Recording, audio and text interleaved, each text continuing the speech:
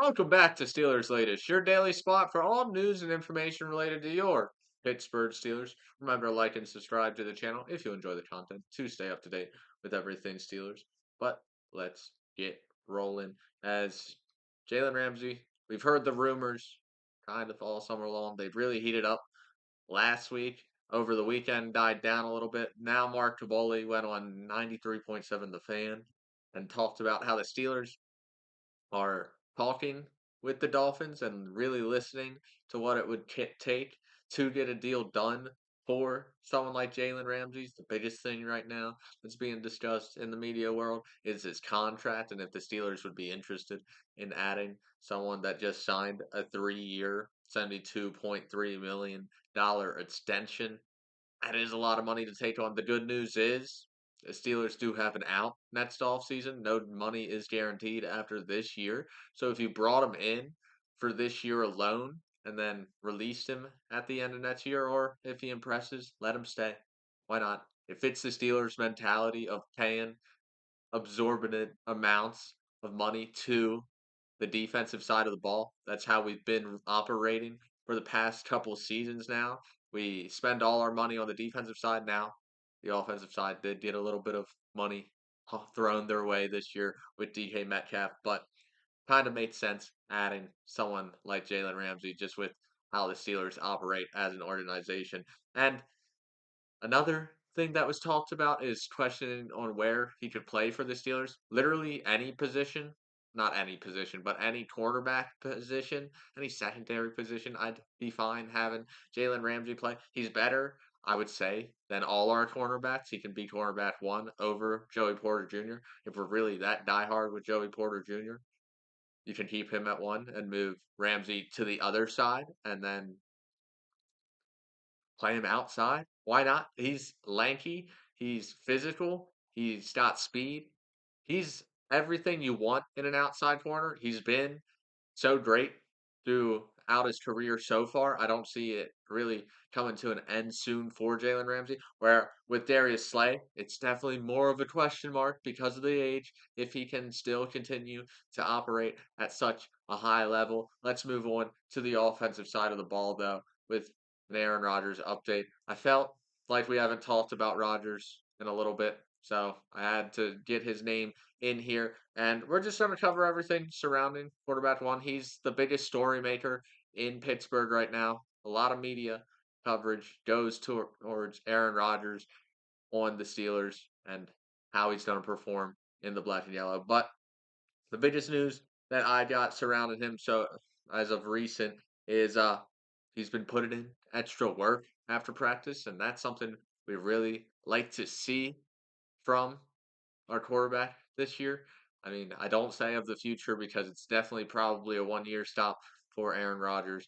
He probably is going to retire after this year. But someone being 41 years old and still getting after it after practice is done when he doesn't even have to put the reps in anymore, still having that willpower to continue on, that motivation to continue to get reps in is a good sign for us Steelers fans that this Aaron Rodgers experiment might be more positive than negative, actually.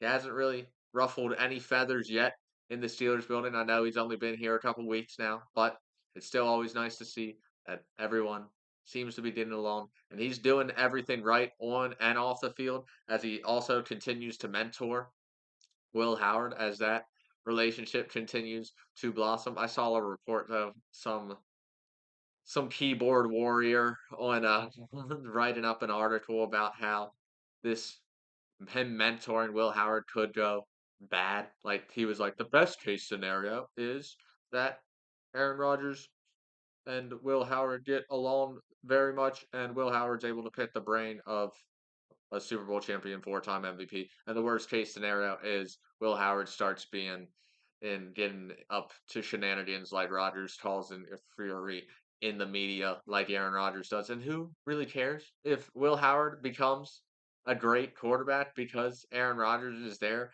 to teach him the ways, the ropes of the league, and just let him in on some insight that Rodgers wish he had prior in his career. I don't care how much of an off the field issue Will Howard becomes if he can be the future quarterback of the franchise. If I'm being completely honest, like that's just how I really see it. If he can be the franchise face after Rodgers and he learns from Rodgers and he's really good on the field, I don't really care how much noise he makes off the field at that point. And finally, it's happening today.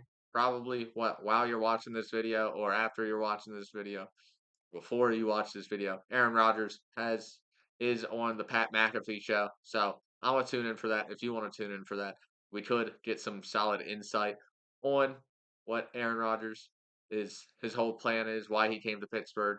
We could just get a lot of insight on Aaron Rodgers and things going on in his life and around the game of football and around the city of Pittsburgh. But if you don't want to watch that, I'm probably gonna recap that for you tomorrow. So just tune in tomorrow if you don't want to watch that, and I'll recap that whole thing for you. Let's move back to the defensive side of the ball, though, and talk about Minko Fitzpatrick and the lack of really splash plays that Minko Fitzpatrick has had in the past 2 seasons. Through his first 60 games here in Pittsburgh, he had 17 interceptions, where in his last 27 games here, he only has one interception. So the interception numbers have come completely crashing down to a complete halt, basically. Only one interception in the past 27 games for your premier safety. Not something you really want to see. You want to see your safeties putting up a little bit higher of a turnover number. But I really do believe this is because he's kind of been carrying the secondary the past couples 2 seasons in the coverage game more than anything else, just because he's the guy we paid back there. We've had a couple of younger talents at the cornerback position. I think a whole miscommunication problem we dealt with last year and probably even the year before. So that never helps your safety. Safety, big communication spot. Gotta know where you need to be when one of your players gets cooked, because then you can recover and maybe tip the ball away, or if you're lucky enough, come down with an interception if they throw that direction. But I do think there's a high chance with the focus of this offseason. We've heard our secondary coach and our defensive coordinator, Terrell Alston, talk about communication in the secondary and how key that is and how much we're working on that this season.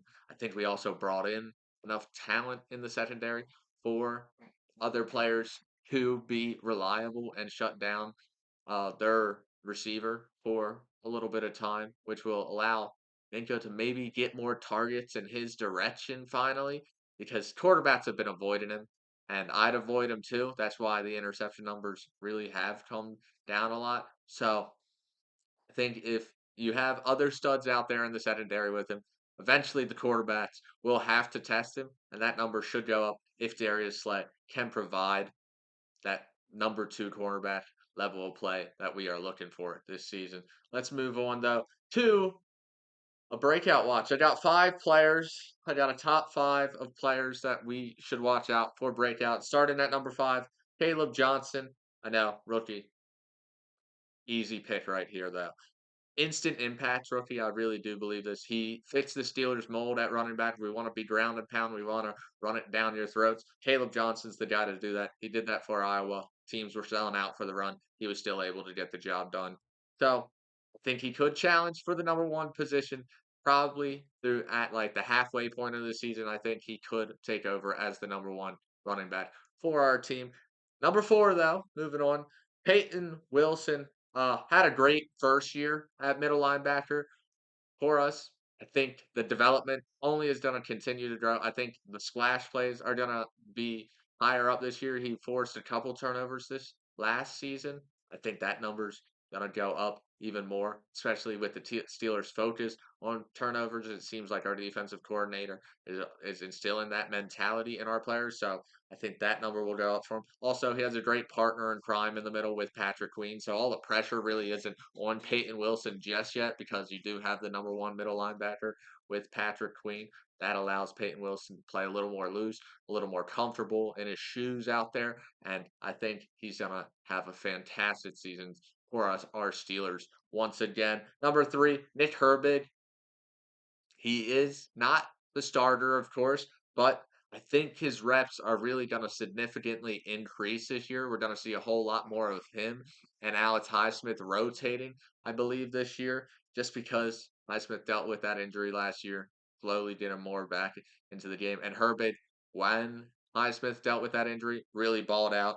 I also wouldn't be surprised if the Steelers view Alex Highsmith as expendable and possibly a trade asset by the trade deadline in the middle of the season. Moving to number two, though, Koi Fatanu, our right tackle, didn't get to play last year, basically his rookie season. I have high hopes for Troy Fatanu out of Washington. He got injured, so he didn't play last year. But people have forgot this was a top offensive line prospect going into last season's draft.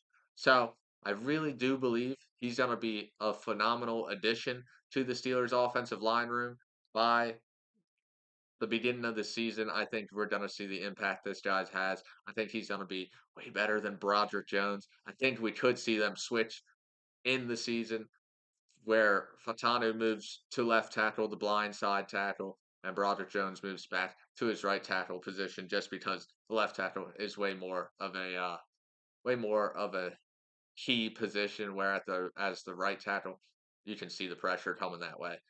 That's not dangerous for the quarterback. Whereas the other side, you definitely need that to be sealed up, closed, locked down, lock the doors. It's time for bedtime, basically. We need that side to be shut down. And Fatanu, I really do believe, once again, top prospect coming out of college. I think he can get the job done. And finally, Calvin Alston. I mean, he is set up in a position where he can have maybe one of the best breakout seasons you've ever seen. Like,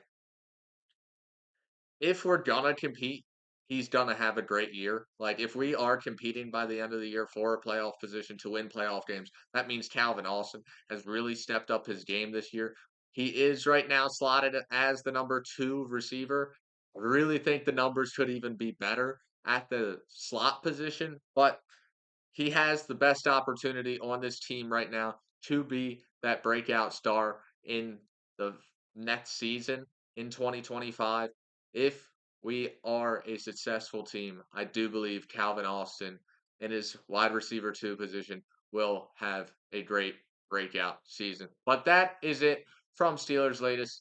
I've been your host, Cole Dennis, and I will see you tomorrow.